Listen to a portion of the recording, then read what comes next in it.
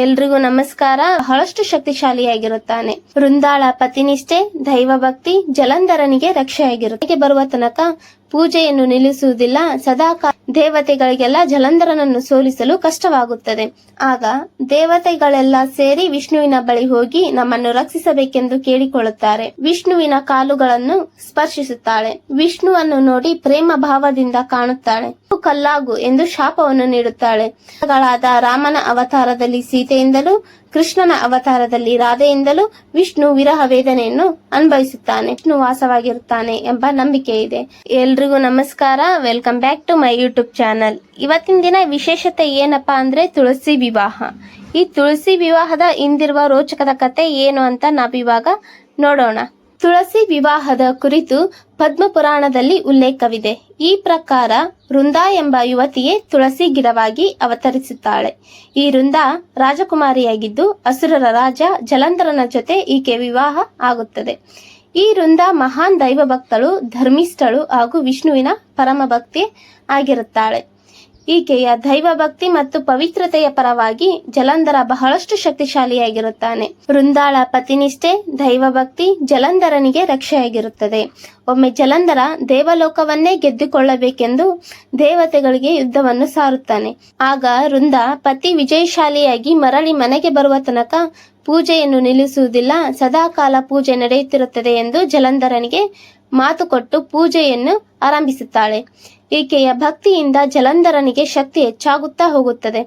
ದೇವತೆಗಳಿಗೆಲ್ಲ ಜಲಂಧರನನ್ನು ಸೋಲಿಸಲು ಕಷ್ಟವಾಗುತ್ತದೆ. ಆಗ ದೇವತೆಗಳೆಲ್ಲ ಸೇರಿ ವಿಷ್ಣುವಿನ ಬಳಿ ಹೋಗಿ ನಮ್ಮನ್ನು ರಕ್ಷಿಸಬೇಕೆಂದು ಕೇಳಿಕೊಳ್ಳುತ್ತಾರೆ. ವಿಷ್ಣುವಿಗೆ ಜಲಂಧರನ ಶಕ್ತಿ ಅಡಗಿರುವುದು ಆತನ ಪತ್ನಿಯಾದ ವೃಂದಾಳ ಪತಿನಿಷ್ಠೆಯಿಂದ, ದೈವ ಭಕ್ತಿಯಿಂದ ಅಂತ ಗೊತ್ತಿರುತ್ತದೆ. ಆಗ ವಿಷ್ಣುವಿಗೆ ಬೇರೆ ದಾರಿ ಇಲ್ಲದೆ ಜಲಂಧರನ ರೂಪ ತಾಳಿ ವೃಂದಾಳ ಬಳಿಗೆ ಹೋಗುತ್ತಾನೆ. ವೃಂದಾ ತನ್ನ ಪತಿಯೇ ಬಂದಿದ್ದಾನೆಂದು ತಿಳಿದು ಪೂಜೆಯನ್ನು ನಿಲ್ಲಿಸಿ ಜಲಂಧರನ ರೂಪದಲ್ಲಿರುವ ವಿಷ್ಣುವಿನ ಬಳಿಗೆ ಬರುತ್ತಾಳೆ.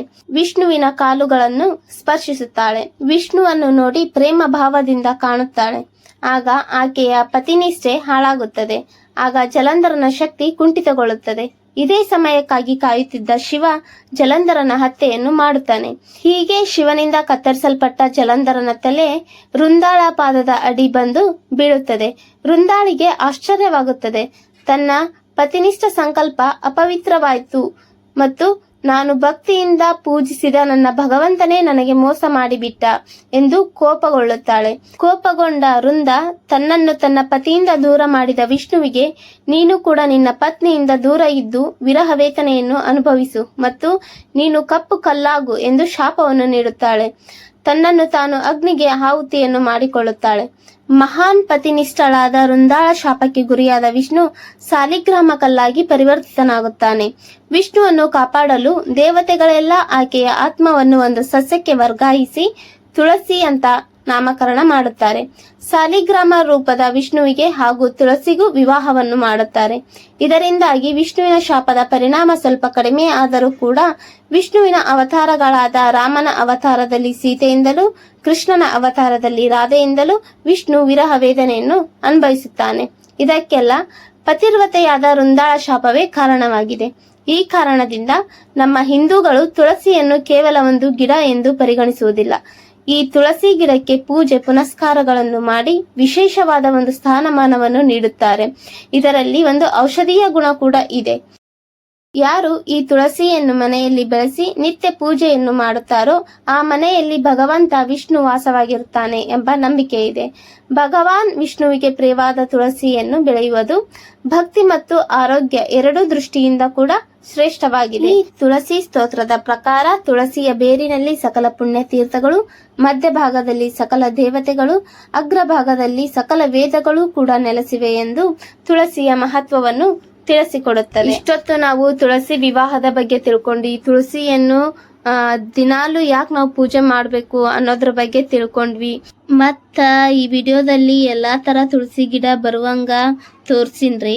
ತುಳಸಿಯಲ್ಲಿ ಗಂಡು ತುಳಸಿ, ಹೆಣ್ಣು ತುಳಸಿ ಅಂತ ಬರ್ತೈತ್ರಿ. ಹೆಣ್ಣು ತುಳಸಿಗೆ ನಾವು ತುಳಸಿ ಅಂತಾನೆ ಕರಿತೀವಿ. ಗಂಡು ತುಳಸಿ ಏನಾದ್ರೂ ಇದ್ರೆ ಅದನ್ನು ವಿಷ್ಣು ತುಳಸಿ, ರಾಮ ತುಳಸಿ ಅಥವಾ ಕೃಷ್ಣ ತುಳಸಿ ಅಂತ ಕೂಡ ಕರಿತೀವ್ರಿ. ನಾನ್ ತಿಳಿಸ್ಕೊಟ್ಟಿರುವಂತಹ ಈ ತುಳಸಿಯ ಮಹತ್ವ ನಿಮ್ಗೇನಾದ್ರೂ ಇಷ್ಟ ಆಗಿದ್ರ ವಿಡಿಯೋಕ್ಕ ಲೈಕ್ ಮಾಡಿ, ಕಾಮೆಂಟ್ ಮಾಡ್ರಿ ಮತ್ತೆ ಶೇರ್ ಮಾಡ್ರಿ. ಎಲ್ರಿಗೂ ಧನ್ಯವಾದಗಳು ರೀ.